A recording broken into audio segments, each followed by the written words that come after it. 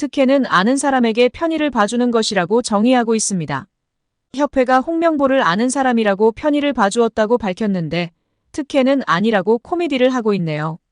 대한축구협회가 홍 감독 선임과 관련한 해명을 내놨습니다. 하지만 이 해명이 논란을 더 키우는 모양새입니다. 조목조목 따져보면 결국 홍명보 감독 선임은 특혜라는 점을 인정한 것이라 일각에선 이 해명을 두고 자책골이라는 평가도 나오고 있습니다. 앞서 홍 감독은 울산을 이끌며 대표팀 감독직을 할 생각이 없다고 누누이 밝혀왔습니다. 협회 역시 이를 언급하며 면담 자체가 성사되지 못할 수도 있다는 판단이 있는 상황이었다고 밝혔습니다.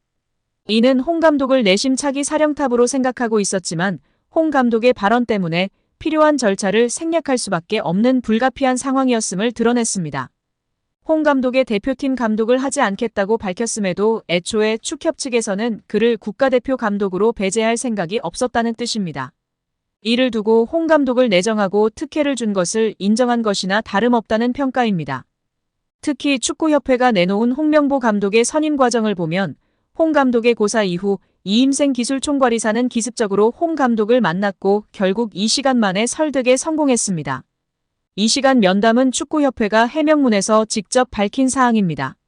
이를 두고 5개월간 전 세계를 다니며 찾지 못한 적임자를 단 2시간의 대화로 결정했다는 것에 대해 무엇보다 축구 팬들은 홍 감독 선임을 납득하지 못하고 있습니다.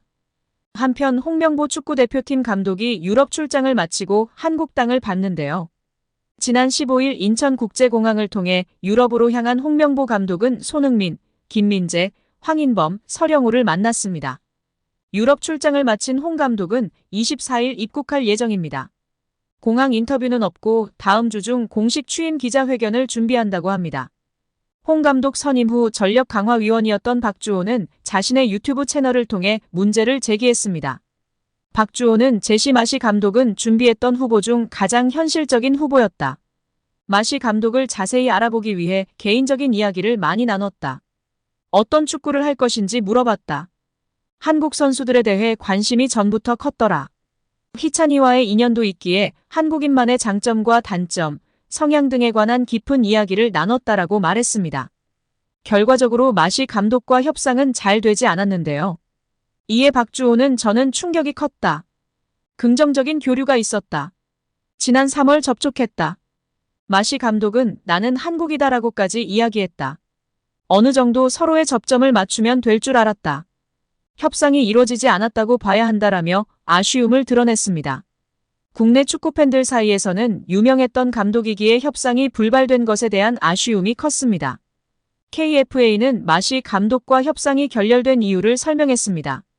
협회는 결국 국내 거주 요건과 세금 문제였다라며 해당 감독은 화상 면담 및 대면 면담 후 전술적 플랜이나 지도 스타일, 경력 등이 매우 높은 평가를 받았다.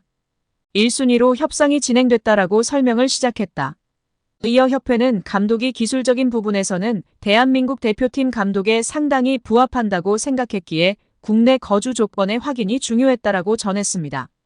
KFA는 해당 후보 에이전트는 협상 초반에는 연봉 규모나 국내 거주 요건에 대해 호의적이었다. 그러나 이후 소득세율 등 세금에 대한 다양한 질의와 협상이 수차례 진행되면서 협상이 지연됐다. 협회 측의 요청 시한이 지나 협상이 사실상 결렬됐고 최종적으로는 상대 마시 감독 측에서는 국내 거주 문제와 세금 문제로 감독직 제안을 포기한다는 회신이 왔다라고 설명했습니다. 국내 거주 문제는 충분히 조율이 가능한 상황이라고 누차 이야기를 해왔는데요.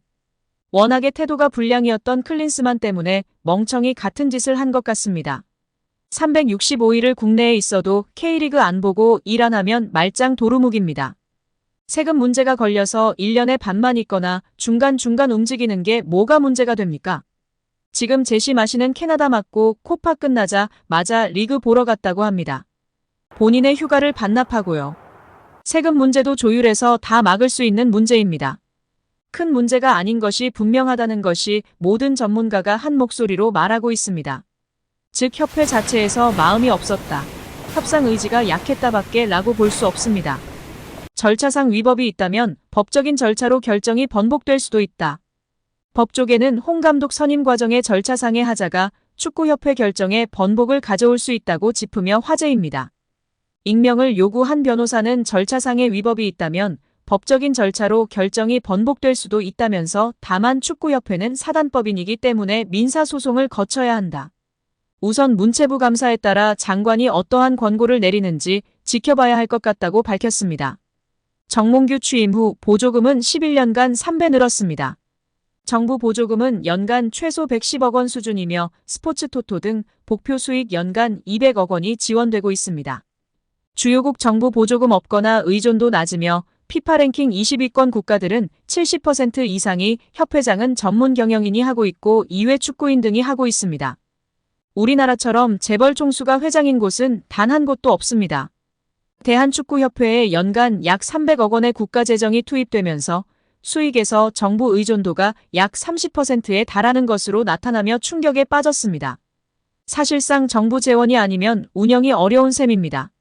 미국과 일본 등 주요국은 국가보조금 의존도가 낮은 가운데 축협의 재정 자립을 촉구하는 목소리가 나오고 있습니다.